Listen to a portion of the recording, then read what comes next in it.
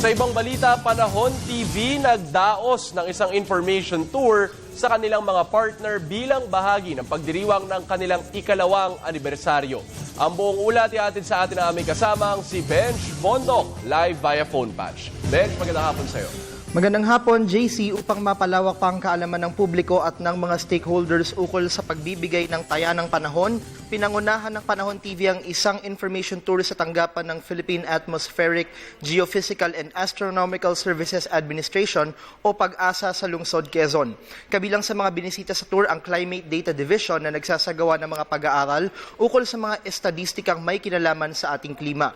Kasunod nito, pinuntahan din ng mga dumalo sa tour ang synoptic stations kung saan kumukuha ng raw data ang PAGASA para sa inilalabas nitong ulat panahon gamit ang iba't ibang weather device. Pinangunahan naman ni PAGASA Weather Forecaster Alzar Aurelio ang isang maikling lecture ukol sa mabusising proseso ng pagbibigay ng ulat panahon mula sa mga kinalap na datos. Sa huling bahagi ng tour, ipinakita sa mga dumalo ang live broadcast ng Panahon TV Express sa pangunguna ng mga weather reporter nito.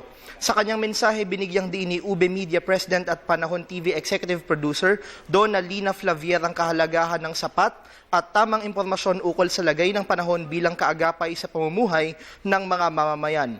Pinasalamatan rin niya ang mga partner ng Panahon TV kabilang ang Telebisyon ng Bayan dahil sa patuloy na suporta ng mga ito sa layuning makapagbigay ng komprehensibong ulat panahon sa publiko. Dito sinabi rin niya na patuloy pang magsisikap ang mga bumubuo sa Panahon TV upang mas mapabuti pa ang kanilang serbisyo bilang pagtupad sa kanilang panatang walang pinipiling panahon ang pagbibigay impormasyon. Para sa Telebisyon ng Bayan, Benj Bondok.